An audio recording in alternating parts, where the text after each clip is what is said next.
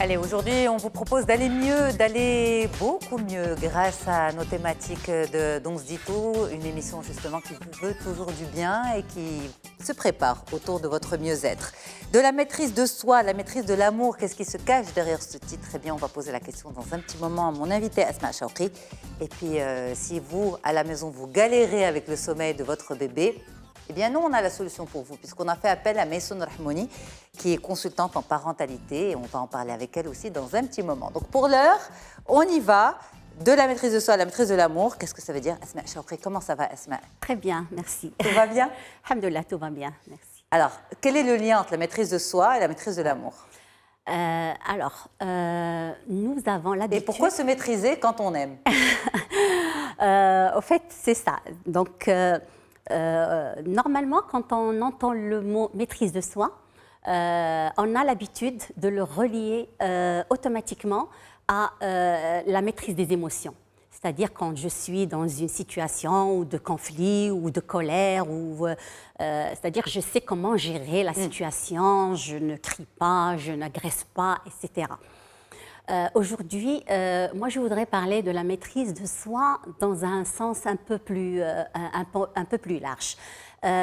Certes, on ne va pas nier ce côté-là de la maîtrise des émotions, mais aussi la maîtrise de plusieurs choses qui vont nous permettre de maîtriser l'amour. Et la maîtrise, ce n'est pas dans son sens... Contrôle, non, mais c'est juste d'être dans l'amour, et l'amour avec le grand A. C'est-à-dire l'amour de ses proches, de l'autre, l'amour de l'autre. Et donc aujourd'hui, pour moi, la maîtrise de soi, c'est pas juste maîtriser ses émotions, mais maîtriser tout d'abord ses attachements. Donc l'attachement aux pensées, l'attachement aux choses matérielles, l'attachement aux croyances. Donc pour pouvoir arriver à être dans cet amour avec le grand A, tout d'abord commencer par se détacher des choses bien sûr matérielles, mais surtout se détacher des croyances, se détacher des pensées, se détacher des attentes vers l'autre. Et ça, c'est le plus difficile, parce qu'on peut se détacher de sa voiture, de sa maison, de sa garde-robe, etc. Mais se détacher de ses pensées et des croyances que j'ai battues pendant toute une vie, c'est un peu délicat. Ça a besoin de beaucoup d'efforts, de beaucoup de volonté pour pouvoir l'autre. Pourquoi cette relation entre ça et la maîtrise de l'amour? Parce que quand je suis attachée à mes pensées, à mes croyances, je vais essayer de trouver et exiger ce que je pense, exiger mes croyances et mes pensées sur l'autre. Et quand je ne les trouve pas, bien sûr, je suis en colère, je suis frustrée et du coup, il n'y a pas cet amour. Donc ça, ceci d'une part. Autre chose, c'est aussi ne pas être dans la maîtrise de soi. Pour être maître de soi, c'est ne pas être dans la perfection. Parce que quand je suis dans la perfection, je suis dans l'exigence envers moi-même et envers l'autre. Et ça va m'éloigner de cet élan du cœur, de cet élan de l'amour. C'est juste se dire que pour le moment, je suis parfait et parfaite comme je suis.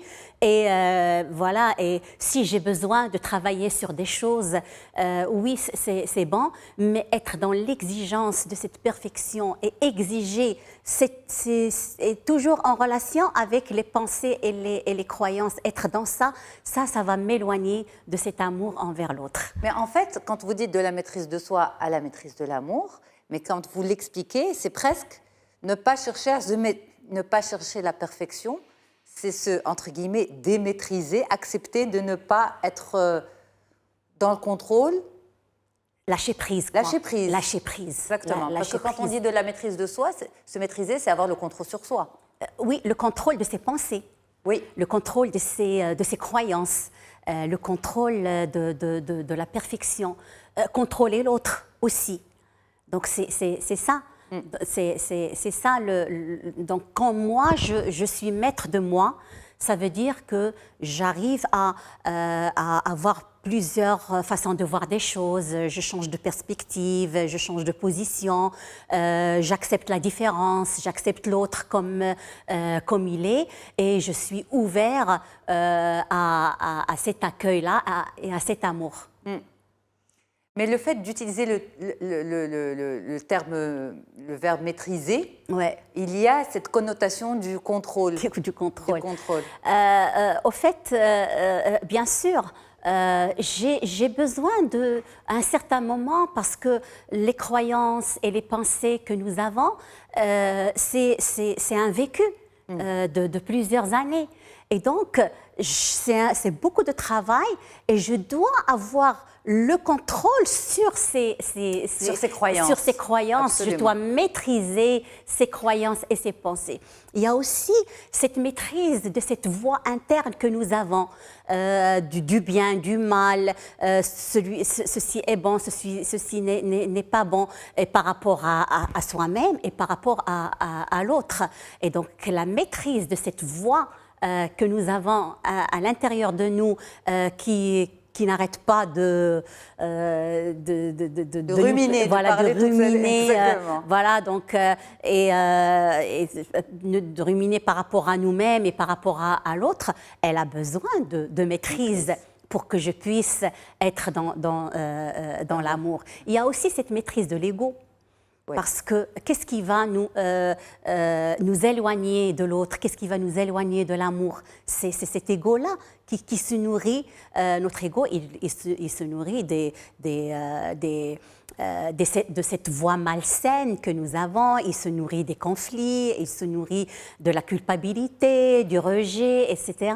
Et donc, quand j'arrive à être maître ou maîtresse de moi-même, je sais comment arrêter mon ego, je sais comment avoir une conversation avec lui. Il est là, on ne peut pas le nier. Il n'y a personne qui n'a pas cette...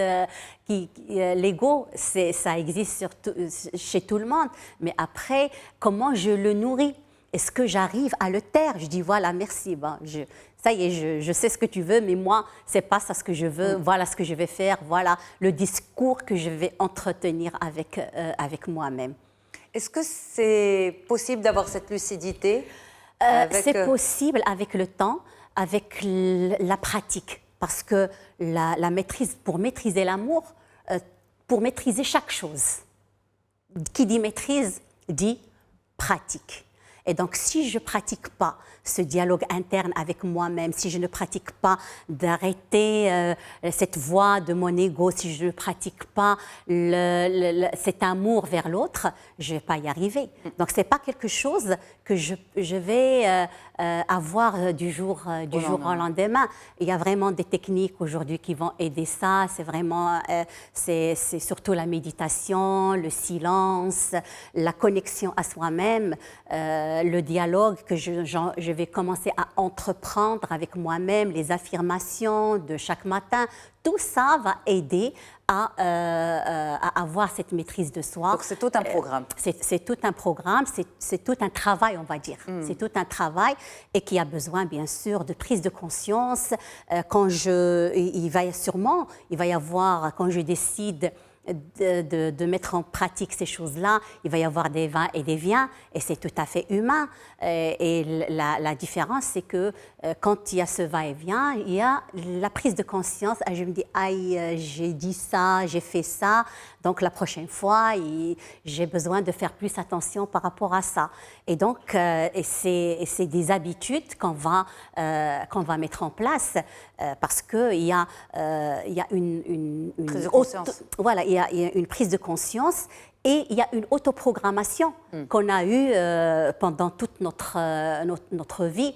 Et donc, pour reprogrammer le cerveau, il a besoin qu'on mette en place d'autres habitudes. Mais qu'est-ce qui donne envie? Alors justement, qu'est-ce qui donne envie à un individu de reprogrammer son cerveau, de passer par tout ce cheminement? C'est quoi l'élément déclencheur? C'est la prise de conscience. Il n'y a pas de changement sans prise de conscience. Donc, dès que je prends conscience que ce schéma de pensée ou ces comportements ou cette façon de vivre ne me va plus, il me cause plus de mal-être que de bien-être, et quand je fais un petit changement, je vois l'impact sur cette paix que je vais acquérir, bien sûr, quand je suis maître de moi-même et que je suis dans l'amour, c'est juste magnifique. Je suis en paix avec moi-même et je suis en paix avec l'autre. Et dès que la personne, elle goûte à la paix, à ce bien-être, c'est ça qui va la pousser à aller de l'avant et à s'attacher à ces nouveaux comportements et à ces nouvelles habitudes. Est-ce que c'est quand même aussi des coups durs de la vie, des étapes de la vie qui nous font prendre conscience de l'importance d'un changement? C'est sûr. C'est sûr, pas forcément, mais souvent c'est ça. Souvent c'est ça. Ça peut être des coups durs, comme ça peut être un certain mal-être par rapport à quelque chose ou un certain moment de la vie. Il y a des gens qui se disent ben ça ne me va plus, cette façon de faire ou cette façon de se comporter ne me convient plus. Et donc, ils vont commencer à chercher parce qu'il y a un mal-être quelque part. C'est sûr, ça convient plus. C'est sûr. Parce que le changement, c'est un sentiment désagréable qu'on va ressentir, une prise de conscience par rapport à ce changement. Et bien sûr, c'est ça qui va nous emmener au passage à l'action. En fait, avec vous, ce qu'on découvre aujourd'hui, c'est que tout est toujours transformable. C'est sûr. Les croyances, la programmation, elle n'est pas définitive, elle n'est pas figée, mais on peut avoir la maîtrise sur soi, sur ses pensées. On a le droit d'avoir cette maîtrise et on a le droit de mettre en place ce qu'il faut pour changer. Parce que finalement, l'être humain, c'est un être d'amour. Donc, l'amour, il est en nous. Il est en nous, on n'a pas besoin d'aller le chercher ailleurs. Et quand on le vit, quand on a cette prise de conscience d'aimer l'autre sans un amour inconditionnel, ça c'est aussi important pour la maîtrise de soi, parce qu'un maître de soi, c'est quelqu'un qui va aimer inconditionnellement, qui ne va pas mettre des conditions pour qu'il aime l'autre. Il va l'accepter, il va accepter la différence, il ne va pas lui mettre des étiquettes. Et c'est ça qui va lui permettre de trouver l'amour. Et quand on va propager l'amour autour de soi, automatiquement on va le recevoir. Aide inconditionnelle, et je ne suis pas toujours d'accord, c'est un peu compliqué. Oui. Ben, si on est trompé par une personne, quand je dis trompé, ça peut pas forcément un conjoint, mais ça peut être un proche, un ami. Oui. Enfin, y a plus de... Même si on aimait cette personne avant, elle nous a fait du mal, ben, je vais pas... Enfin, c'est tout un débat, on va le continuer après. Mais c'est vrai que moi, ce sujet m'interpelle beaucoup, de inconditionnel. Oui. Je me dis, est-ce que... Aujourd'hui, quand je dis un amour inconditionnel, c'est pas que accepter qu'on se fasse du mal. Non. Mais il y a des limites. Il y a des limites. Parce que qui dit amour, bien sûr, parce que qui dit amour dit respect. Voilà. On ne peut pas parler d'amour sans parler de respect pour soi-même et respect pour l'autre. Merci infiniment, Esma Chawri. Merci beaucoup pour ce beau moment partagé avec vous. Allez, là, on va s'intéresser à un sujet pratico-pratique, le sommeil des bébés. Oui. Pourquoi? Parce que quand on a un tout petit à la maison qui ne fait pas ses nuits, qui ne dort pas assez, eh bien, ça perturbe tout le monde et principalement les parents. Et donc, ben voilà, il faut remédier à ça. Et nous, on a la spécialiste.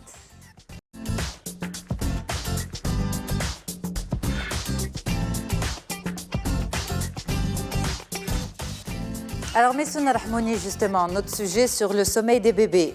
S'il y a vraiment ça, le sommeil et l'alimentation, c'est les deux grandes surprises des parents. Mais le sommeil encore plus parce que ça impacte la fatigue, ça impacte physiquement aussi les parents. À partir de quand peut-on espérer qu'un bébé fasse ses nuits? Et ça veut dire quoi, faire ses nuits? Et l'autre question, c'est pourquoi il y a toujours un bébé qui sort du lot se dit qu'il va faire ses nuits dès la maternité. Ouais. Alors, c'est vrai qu'il y a certaines mamans voilà, qui ont cette impression que d'autres ont tiré le gros lot et ont des bébés qui dorment. Et pourquoi pas elles? Bon, c'est pas une histoire de chance. C'est vrai que certains bébés peuvent avoir certaines compétences plus rapidement ou alors dans la famille, certaines familles mettent en place des choses qui vont favoriser le sommeil sans s'en rendre compte. C'est vrai, avant même l'arrivée du bébé? Avant même et sur les premières semaines, parce qu'il y a toujours forcément des choses qui vont favoriser le sommeil et donc qui vont permettre d'avoir un bébé qui dort mieux plus rapidement. Maintenant, il faut être conscient qu'à la naissance, un bébé ne dort pas. C'est là où c'est dur et c'est là où je disais qu'il faut être préparé. Beaucoup de mamans pensent qu'un bébé, ça dort, c'est pas aussi demandeur et que ça fait ses nuits rapidement. Non, dans les premières semaines, un bébé ne dort pas, ne différencie pas le jour de la nuit, peut dormir beaucoup la journée, pas le soir. Voilà, il faut avoir des attentes réalistes. Ok, alors je suis quand même interpellée par une chose, c'est petites choses que la famille a pu mettre en place avant même l'arrivée de bébé, qui peut favoriser le sommeil. Oui. Comme quoi? Écoutez, déjà le fait de ne pas être trop stressé, c'est là où je vous disais, quand on est un peu préparé, on prend du recul. Donc moins on est stressé, moins on véhicule du stress à l'enfant. Donc ça favorise. Quand on est conscient de l'environnement qui favorise le sommeil, qu'est-ce qu'un environnement qui favorise le sommeil et qu'on le met en place, ça aussi, ça va aider. Et puis après, certains bébés vont avoir, c'est aussi le vécu de l'accouchement, vous voyez, c'est là où je disais que c'est bien d'être préparé, parce que forcément, si on a vécu de manière sereine son accouchement, qu'on n'a pas eu de complications, que les choses se sont bien passées, forcément aussi on a plus de chances d'avoir un bébé qui va acquérir de bonnes compétences assez rapidement. Donc vous parlez de compétences, c'est pas le gros lot. Alors non, c'est pas le gros lot parce que le sommeil, ça s'apprend aussi. C'est-à-dire que c'est normal qu'un enfant ne dorme pas sur les premières semaines, les premiers mois. Certains peuvent dormir, ça arrive, des bébés qui dorment, et là, ils ont de la chance. Mais généralement, ça peut s'apprendre, et comme vous me posiez la question tout à l'heure, on peut apprendre un bébé à dormir de manière autonome à partir de 3 mois. Ça ne veut pas dire qu'à 3 mois, il peut forcément dormir toute la nuit, parce qu'à cet âge-là, ils peuvent avoir besoin de manger 1 à 2 fois dans la nuit, mais pas plus. Il n'est pas censé se réveiller plus. Il a la capacité d'enchaîner et de dormir plus longtemps. Alors, quand vous parlez de nuit, c'est de quelle heure à quelle heure? Écoutez, de nuit, alors c'est là où il faut être conscient que les enfants ont un rythme et en fonction des âges, ce rythme évolue. Mais à partir de 3 mois, un enfant a un rythme qui se cale sur une journée de 24 heures et il est censé dormir entre 19h et 20h30, contrairement à ce que les gens imaginent. Ils pensent qu'un enfant, plus on le couche tard, mieux il va dormir, plus il se fatigue, mieux il va dormir, et c'est tout l'inverse. Il a un rythme et il faut comprendre son rythme pour lui apprendre à dormir dans de bonnes conditions. Donc préparer le rituel assez tôt. Oui. Donc, première chose, c'est quoi? C'est le rituel? Alors, première chose, c'est déjà à partir de 2 mois et demi, 3 mois qu'on peut mettre en place les choses, c'est avoir un bon environnement de sommeil. C'est-à-dire avoir un espace qui n'est pas stimulant, un espace qui favorise la détente. Ensuite, c'est de comprendre comment fonctionne le sommeil de l'enfant et les différents cycles. Quand est-ce qu'il a besoin de dormir la journée, ce bébé? Parce que si on ne s'en rend pas compte, on a un bébé surfatigué, surstimulé. S'il ne dort pas bien le jour, il ne dormira pas bien la nuit. Donc, c'est lui programmer la journée prévisible, sécurisante et adaptée à son rythme. Les moments de la sieste. Et c'est là où on parle des rituels. Et les rituels, ce n'est pas que le soir. C'est un peu parce que les rituels, c'est un repère spatio-temporel pour l'enfant. Ça lui permet de s'orienter dans sa journée. Il n'a pas la notion du temps qui passe, mais il a la notion de l'enchaînement des étapes. Donc, il est plus calme. Et tout ça va permettre aux parents à apprendre à cet enfant à dormir seul. C'est quoi dormir seul? C'est ce qui fait que l'enfant peut dormir bien la nuit, c'est qu'il s'endorme dans son lit. Vous voyez, qu'il soit posé, réveillé dans son lit et que lui-même fasse tout cet effort de déconnexion, de détente et d'endormissement. Sieste comprise. Sieste comprise, bien sûr. Le sommeil, ça prend le jour. Le soir, tout le monde est fatigué. Personne n'a de la patience. Donc, ce que je recommande aux parents, c'est de travailler sur le sommeil de leur enfant le jour et ensuite, on applique ça le soir. OK. Alors, travailler sur le sommeil. Alors, autre question. Est-ce que c'est possible pour tous les enfants, même ceux qui sont allaités exclusivement au sein? Bien sûr, bien sûr. Tous les enfants peuvent dormir. C'est une fausse croyance que de penser que les enfants allaités dorment moins que les autres. Pas du tout. J'ai beaucoup de mamans qui ont des bébés au biberon, qui prennent plein de biberons et qui ne dorment pas bien. Ça s'apprend. L'allaitement peut les faire tomber plus facilement dans certains pièges parce que c'est tellement réconfortant que l'enfant peut s'habituer à beaucoup d'interactions. Parce que dans l'allaitement, il y a le câlin, il y a le fait de « je retrouve maman ». Et donc, voilà, sentir sa maman. Et ça fait qu'il s'habitue à dormir dans les bras de sa maman. Donc, l'idée, c'est de dissocier les tétés et les dodos. Voilà, juste de créer une dissociation. Ça ne veut pas dire l'allaiter moins, mais c'est lui dissocier les choses pour qu'il puisse dormir par lui-même. Ok, donc on va mettre en place les choses. Et ça, d'abord, parce que beaucoup optent pour le biberon ou la tétée et directement après il dort, voilà, le dodo. Oui. Donc il faut dissocier. Voilà, à partir de 3 mois, moi j'encourage les parents à dissocier les choses. Tétée, c'est comme un repas, bien sûr réconfortant, mais qui doit se faire à l'extérieur de la chambre. C'est là où on préserve l'environnement de toute succion pour que ça ne devienne pas une béquille de sommeil par la suite. Comme ça favorise cet apprentissage. Et éloigner aussi de l'heure du sommeil? Non, en fait, il faut que l'enfant prenne son biberon ou sa tétée juste avant qu'il ait sommeil. Il ne faut pas qu'il la prenne alors qu'il a déjà sommeil, sinon il va s'endormir dessus. Voilà. Et puis après, c'est un cercle vicieux. Mais il faut... Et c'est ce qui permet aussi à l'enfant de bien manger.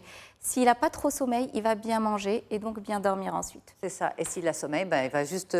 Voilà, il va prendre un peu, puis il va se réveiller parce qu'il a faim. Exactement. Et en fait, beaucoup de choses rentrent dans le sommeil. Donc c'est là où je disais, il faut une journée adaptée en termes de nutrition, en termes d'environnement, en termes de stimulation. Il faut comprendre quel est le besoin de l'enfant pour pouvoir favoriser cette autonomie de sommeil. Mais ce n'est pas évident quand même pour les parents, parce que vous dites c'est à partir de 3 mois. Et dans notre contexte, à nous, le retour du congé de maternité se fait au bout de 3 mois. Et ce n'est qu'à ce moment-là que le bébé est réceptif pour être accompagné, programmé à mieux dormir, alors que voilà, la maman est peut-être plus à la maison, pas disponible. Oui. Ah non, clairement, j'ai beaucoup de mamans qui, justement, avec la reprise du travail, me font signe. Et il y a beaucoup de pression par rapport à ça. C'est vrai qu'elles ont cette pression de la reprise et elles aimeraient que l'enfant soit autonome. Et souvent, elles reprennent le travail avec des bébés qui ne dorment pas. Et c'est là où c'est difficile pour elles. Donc voilà. Mais plus elles font les choses tôt, mieux elles peuvent vivre la reprise du travail. Tôt, avant, quand c'est possible. Quand c'est possible. Quand c'est possible. Quand c'est possible. Est-ce qu'on peut détecter justement, est-ce qu'on peut sentir que son bébé est prêt même avant 3 mois? Oui, alors ce qui permet de détecter, c'est quand on se rend compte que l'enfant commence à avoir un rythme prévisible. Vous voyez, les premières semaines, les mamans n'ont aucun rythme, les bébés non plus, ils dorment le soir. Enfin voilà, il n'y a pas de répétition. Quand on se rend compte que l'enfant commence à avoir un rythme qui se précise, on sait qu'on peut commencer à lui apprendre des choses. Commence à se fatiguer à 10 heures tous les matins. Voilà, tous les matins, voilà, qu'il y a un rythme, on sait qu'on lui donne le sein à tel moment, ou le biberon. Voilà, là, quand on voit qu'il y a quelque chose de prévisible, c'est qu'il est plus conscient de son environnement. Et donc, il est apte à apprendre des choses. C'est pour ça que ce n'est pas toujours 3 mois, ça peut être 2 mois, 2 mois et demi, 4 mois pour d'autres. Vous voyez, c'est de l'observation qui permet de savoir quand est-ce qu'il est prêt.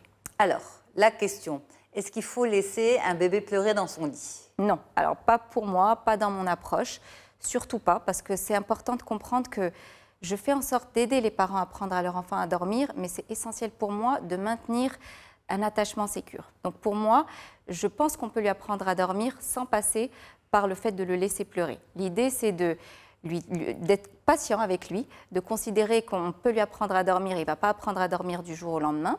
Il va résister, mais on intervient à chaque fois. C'est-à-dire qu'à chaque fois qu'il pleure, je vais demander aux parents d'aller voir le bébé, le rassurer, puis le reposer à nouveau dans son lit. Le porter quand même. Voilà, le porter, le prendre, le calmer, et puis à nouveau s'éloigner. Et revenir et refaire ça en boucle jusqu'à ce que l'enfant se rende compte que le parent est prévisible dans son interaction. Et ça rassure énormément les enfants. Donc c'est là où il faut être patient. Et ça fait combien de va-et-vient? Ça en fait beaucoup au début. Ça en fait beaucoup. Il faut être conscient. Ça prend du temps, il faut de la patience et de la persévérance. Mais on y arrive sans trop de pleurs. Et par contre, après, ça change la vie. Et c'est là mais pourquoi vous êtes contre laisser un bébé pleurer?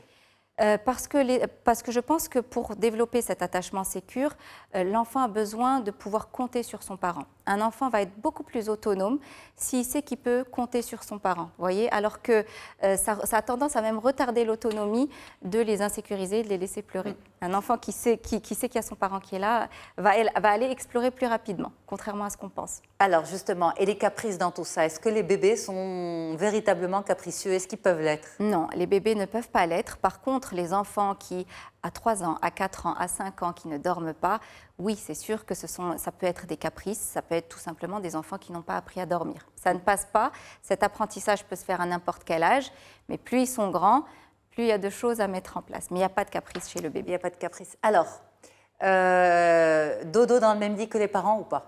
je ne recommande pas. Dodo dans la même chambre, oui, mais bébé a besoin d'avoir son espace. C'est plus sécurisé déjà, donc l'OMS recommande que l'enfant reste dans la chambre de ses parents, mais qu'il ait son espace à lui. D'accord, donc dormir dans le même Au lit, milieu, non, au on milieu. évite.